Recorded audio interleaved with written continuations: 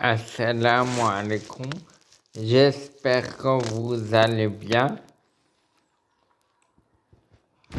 et j'espère que vous avez appris des choses intéressantes depuis notre dernière séance.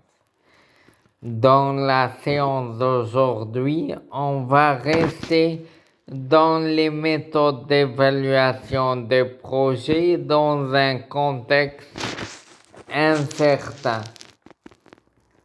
D'accord, donc on va attaquer la dernière méthode, à savoir la méthode arbre de décision.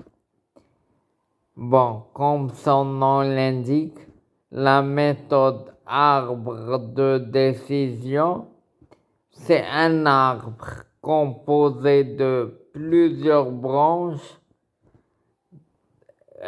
On va calculer la vanne à la fin de chaque branche et nous avons sélectionné l'une des branches en fonction des vannes qui ont été calculées.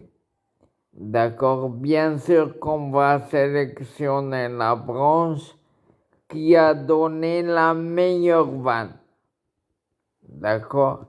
Donc, la méthode d'arbre de décision, comme le faisaient les autres méthodes, ambitionne de déterminer le projet le plus rentable. Et le critère qu'on va appliquer à l'intérieur de cette méthode est le critère qu'on connaît très bien, le critère Vann. D'accord? Donc, bien sûr, vous avez la principale limite que c'est écrit dans la diapositive, ce n'est pas difficile à comprendre puisque la méthode applique ou bien retient la vanne comme critère, donc certainement sa principale limite sera la principale limite de la vanne, à savoir la rétention des mêmes taux d'actualisation durant toutes les périodes considérées. D'accord? Donc, arbre de décision, c'est une méthode de sélection des investissements dans un contexte considéré comme incertain. Vous avez une application qui est proposée pour cette méthode. J'ai l'espoir qu'elle va vous faire comprendre mieux cette méthode.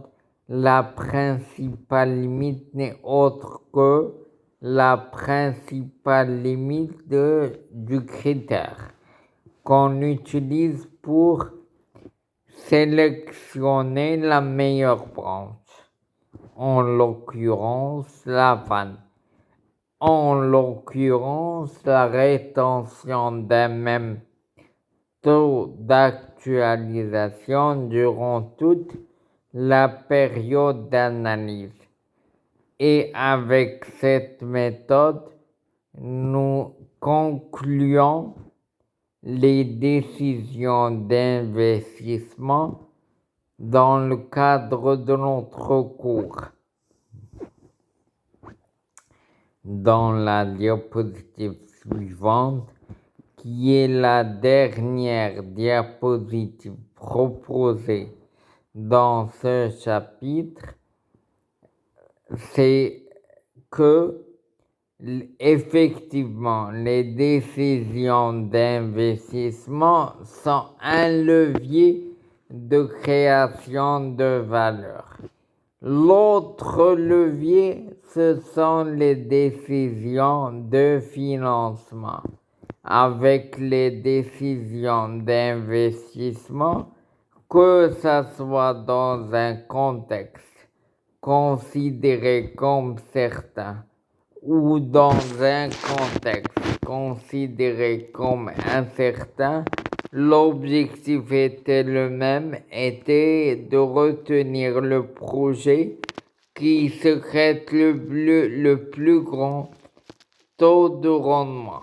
Maintenant, avec les décisions de financement, notre objectif sera sélectionner le mode de financement qui occasionne le moindre coût du capital, le moindre coût de financement, le taux de financement le plus faible.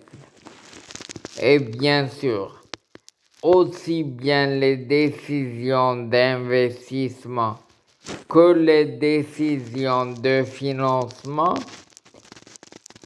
chercher à créer de la valeur. Donc l'objectif ultime de toute entreprise n'est autre que la création de valeur, la maximisation de la valeur, donc la maximisation de la richesse des actionnaires. D'accord? Donc à partir de la séance prochaine, on va attaquer les décisions de financement. Jusque-là, tenez-vous bien et à très bientôt. Salam alaikum.